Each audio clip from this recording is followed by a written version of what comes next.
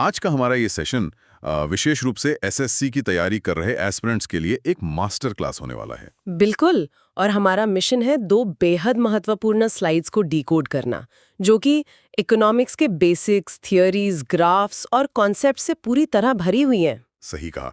और ये बहुत ही शानदार मिशन है।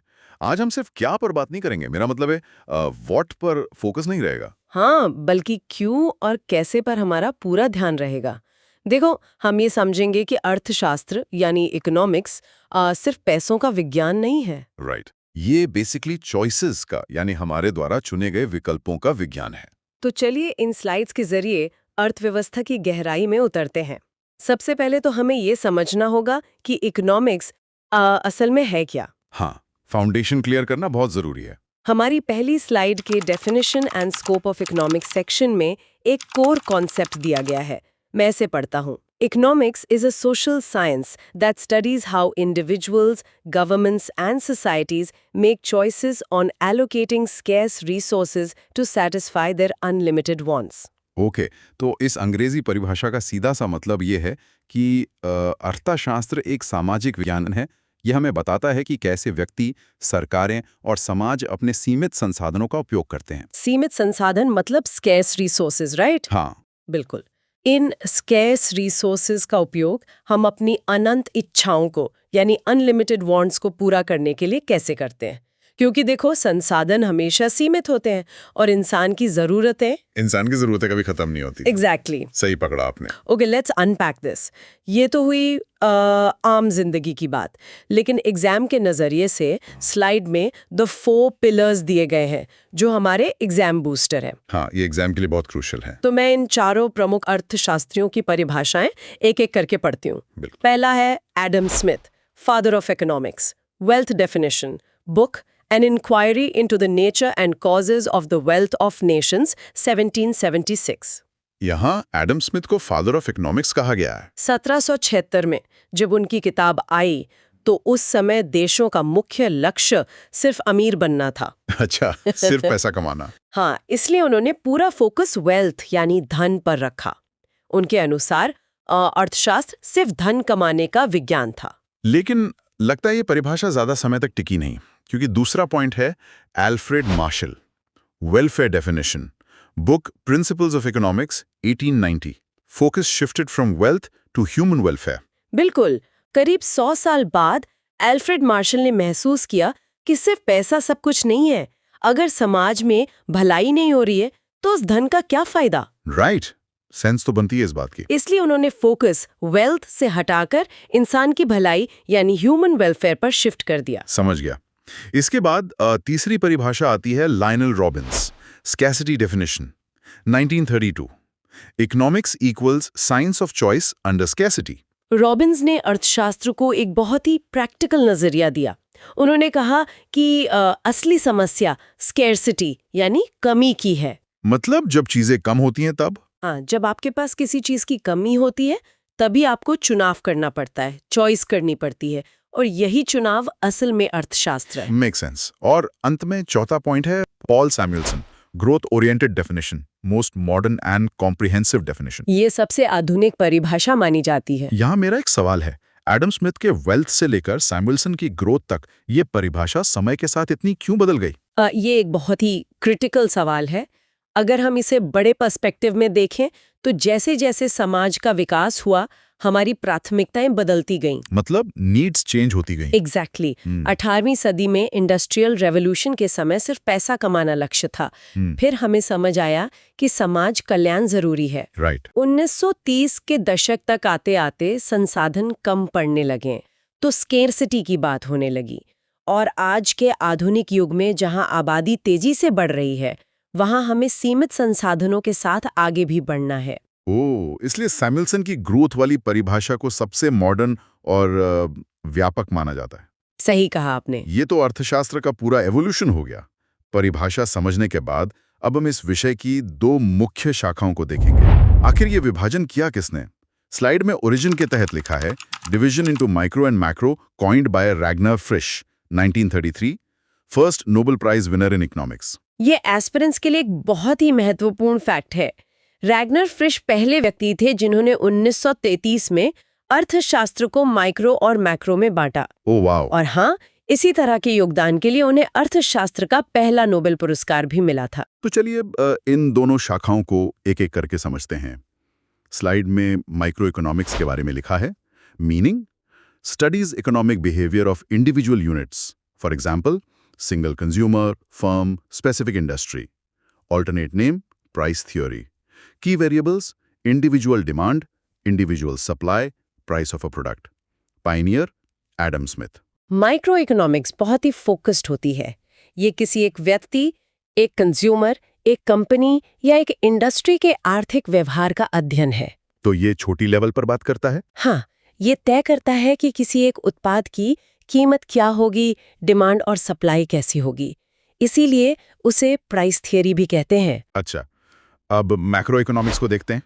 स्लाइड कहती है, meaning studies the economy as a whole और broad aggregates, for example national income, employment, price level. Alternate name income and employment theory. Key variables aggregate demand, aggregate supply, GDP, inflation. Pioneer John Maynard Keynes. Book the general theory of employment, interest and money, 1936। revolutionized macroeconomics during Great Depression.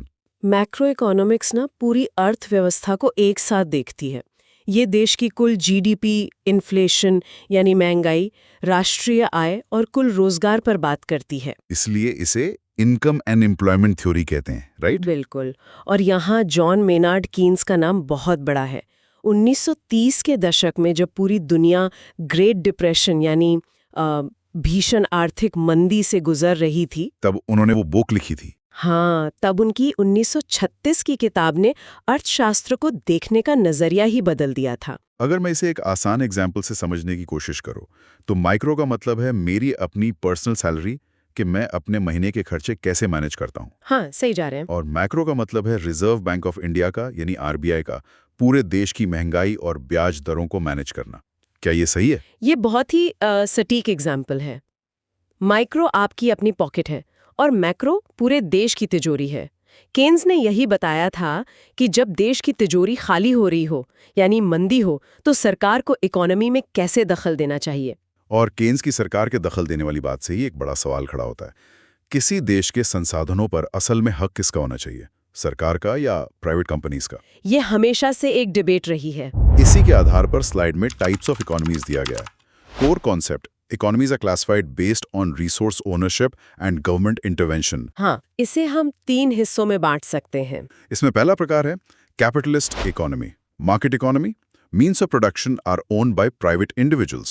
Primary motive, profit maximization. Operates on price mechanism, demand and supply. Zero or minimum government intervention. Key term, laissez-faire. Equals, leave alone. No government intervention. Examples, USA, UK, Japan. पूंजीवादी यानी capitalist system में सब कुछ private companies के हाथ में होता है। उनका इकलौता लक्ष्य प्रॉफिट कमाना होता है। मतलब पब्लिक का कल्याण उनका मेन गोल नहीं है। नहीं, ये पूरी तरह से डिमांड और सप्लाई पर चलती है। यहाँ एक बहुत ही इम्पोर्टेंट फ्रेंच टर्म आया है, laissez-faire, जिसका मतलब है लीव अलोन, यानी मार्केट को उसके हाल पर छोड़ दो। एग्जैक्टली। सरकार मार्केट के मामलों में कोई दखल नहीं देगी। अमेरिका और जापान इसके मेजर एग्जाम्पल्स हैं। ये तो पूरी तरह से मार्केट के हवाले हैं। अब दूसरा प्रकार देखते हैं, socialist economy, command economy. Means of production owned and controlled by state or central authority. Primary motive, social welfare and equal distribution of wealth. Government decides what, how, for whom to produce. Based on ideas of Karl Marx. Examples USSR, historical, Cuba, North Korea. देखो, ये पूंजीवाद का बिल्कुल उल्टा है। समाजवादी या command economy में सब कुछ सरकार या एक सेंट्रल अथॉरिटी के कंट्रोल में होता है। तो यहाँ प्रॉफिट मोटिव नहीं होता? नहीं, यहाँ फोकस मुनाफे पर नहीं बल्कि समाज के कल्याण और धन के समान वितरण पर होता है। कार्ल मार्क्स के विचारों से प्रेरित इस सिस्टम में सरकार खुद तय करती है कि देश में क्या बनेगा, कैसे बनेगा और किसके लिए बनेगा। अच्छा, जैसे पुराना सोवियत यूनियन या आज का नॉर्थ कोरिया? हाँ, ये इसके प्राइम एग्जाम्पल्स हैं। और अब तीसरा प्रकार जहां हमारा भारत आता है, mixed economy. coexistence of public, meaning government, and private sector, combines profit motive and social welfare and regulation. Government and market both play a role. India adopted this model during second five-year plan under Jawaharlal Nehru. Example, India. मिश्रित अर्थव्यवस्था यानी mixed economy बीच का रास्ता है। यहाँ सरकारी और private दोनों सेक्टर एक साथ कोएग्जिस्टेंस में काम करते हैं। मतलब प्राइवेट कंपनीज मुनाफा भी कमाएंगी, लेकिन सरकार रेगुलेशन भी रखेगी। बिल्कुल, सरकार समाज कल्याण का ध्यान भी रखेगी और जैसा स्लाइड में क्लियर है, भारत ने इसे जवाहरलाल नेहरू के नेतृत्व में दूसरी पंचवर्षीय योजना के दौरान अपनाया था। अब जब हम इकोनॉमी के प्रकार समझ चुके हैं, तो आइए देखते हैं कि इन अर्थव्यवस्थाओं में लोग असल में काम क्या करते हैं। हमारी दूसरी स्लाइड के ऊपर सेक्टर्स ऑफ द इकोनॉमी दिया है। Core concept, sectors classify economic activities based on the nature of work performed. हाँ, ये बेसिकली नेचर ऑफ वर्क पर निर्भर करता है। मैं पहला सेक्टर पढ़ता हूँ, primary sector, direct extraction and harvesting of natural resources, activities, agriculture, mining, fishing, forestry. Workers, red collar workers. Primary sector पूरी तरह से प्रकृति पर निर्भर है। खेती करना, खादानों से खनिज निकालना, मछली पकड़ना, जहां हम सीधे नेचुरल रिसोर्सेज को एक्सट्रैक्ट करते हैं। और इसमें काम करने वालों को रेड कॉलर वर्कर्स कहता है। हाँ, ये एग्जाम पॉइंट ऑफ व्यू से याद रखना जरूरी है। Activities, automobile manufacturing, textile production, steel mills. Workers, blue collar workers. Secondary sector में हम प्राइमरी सेक्टर से मिले कच्चे माल को यानी रॉ मटेरियल को किसी पक्के उत्पाद में बदलते हैं, उसकी प्रोसेसिंग करते हैं। जैसे कपास से कपड़ा बनाना या लोहे से कार बनाना। सही कहा, ये फैक्ट्रियों में काम करने वाले लोग होते हैं जिन्हें ब्लू कॉलर वर्कर्स कहा जाता है। इसके बाद तीसरा है tertiary sector, provide services not tangible goods, supports primary and secondary sectors, contributes maximum share to India's GDP. Activities, banking, transport, tourism, IT services, workers, white-collar workers. ये बहुत महत्वपूर्ण है। टर्शरी सेक्टर कोई ठोस सामान नहीं बनाता, बल्कि सर्विसेज देता है। बैंक, ट्रांसपोर्ट, टूरिज्म, ये सब इसमें आते हैं।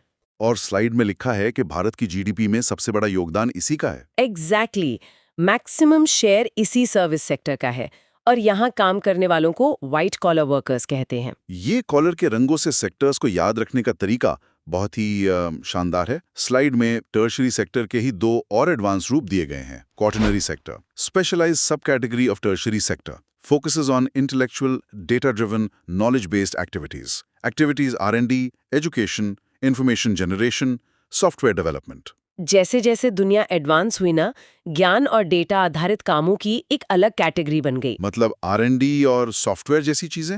हाँ, रिसर्च एंड डेवलपमेंट, एजुकेशन या सॉफ्टवेयर बनाना, ये सब इंटेलेक्चुअल काम है जो क्वाटरनरी सेक्टर में आते हैं। और आखिरी सेक्टर है quinary sector, highest level decision making in economy और society. Activities, top corporate executives, government officials, senior scientists. Workers, gold collar workers, जो लोग सबसे ऊपर बैठकर पॉलिसीज और फैसले बनाते हैं, जैसे किसी बड़ी कंपनी के सीईओ या सरकार के टॉप ऑफिशियल्स। ये क्विनरी सेक्टर में रखा गया है। और इन्हें गोल्ड कॉलर वर्कर्स कहा जाता है। हाँ, क्योंकि इनके फैसले पूरी इकोनॉमी को इम्पैक्ट करते हैं। सेक्टर्स तो एकदम क्लियर हो गए। अब इन सेक्टर्स में प्रोडक्शन कैसे होता है और उसकी सीमाएं क्या हैं, इसे मापने के लिए स्लाइड के मध्य में एक ग्राफिकल टूल दिया गया है, प्रोडक्शन पॉसिबिलिटी कर्व या पीपीसी। हाँ, ये ग्राफ बहुत इंपॉर्टेंट कॉन्सेप्ट है। इसकी डेफिनेशन है a curve that illustrates the maximum possible output combinations of two goods that an economy can produce when all resources are fully and efficiently utilised. यहाँ एक diagram भी है। Y एक्सिस पर good Y लिखा है और X axis पर good X लिखा है। मैं चाहूंगी कि जो लोग सुन रहे हैं वो इस चित्र को अपने दिमाग में विजुअलाइज करें। ध्यान दें, Y एक्सिस पर मान लीजिए हम बंदूकें बना रहे हैं और X एक्सिस पर हम मक्खन बना रहे हैं। बंदूकें और मक्खन, ओके, इंटरेस्टिंग। हाँ, ये कर्व दिखाता है कि अगर हमारे पास जो भी रिसोर्सेज मौजूद हैं, हम उनका 100% सही उपयोग करें तो हम दोनों चीजों की कितनी मैक्सिमम क्वांटिटी बना सकते हैं। स्लाइड में इस कर्व की शेप के बारे में एक बहुत ही टेक्निकल लाइन लिखी है। Concave to the origin due to law of increasing opportunity cost. Resources are not perfectly adaptable. Wait, resources are not perfectly adaptable. इसका क्या मतलब हुआ और ये कर्व अंदर की तरफ झुका हुआ क्यों है? इसे उसी बंदूकों और मक्खन वाले एग्जाम्पल से समझते हैं। मान लीजिए देश के सारे मजदूर मक्खन बना रहे हैं। अब सरकार कहती है कि हमें बंदूकें चाहिए, तो आप उन मजदूरों को मक्खन की फैक्ट्री से निकालकर बंदूकों की फैक्ट्री में भेजेंगे। राइट? लेकिन जो मजदूर मक्खन बनाने में एक्सपर्ट है, वो तुरंत तो अच्छी बंदूकें नहीं बना पाएगा ना। हाँ, उसकी एफिशिएंसी कम होगी शुरू में। बिल्कुल, क्योंकि रिसोर्सेज यहाँ पर मजदूर एक काम से दूसरे काम के लिए परफेक्टली अडेप्टेबल नहीं होते। इसलिए एक एक्स्ट्रा बंदूक बनाने के लिए आपको बहुत सारा मक्खन कुर्बान करना पड़ता है। ओह, तो इसी बलिदान को law of increasing opportunity cost कहते हैं। सही पकड़ा। और इसी वजह से ये कर्व कॉनकेव आकार का होता है। So that explains it. अब इस कर्व पर कुछ पॉइंट्स दिए हैं। On curve, full and efficient utilization, point A is efficient. Inside curve, inefficiency or underutilization. For example, recession. Point B is inefficient. Outside curve, unattainable with current resources.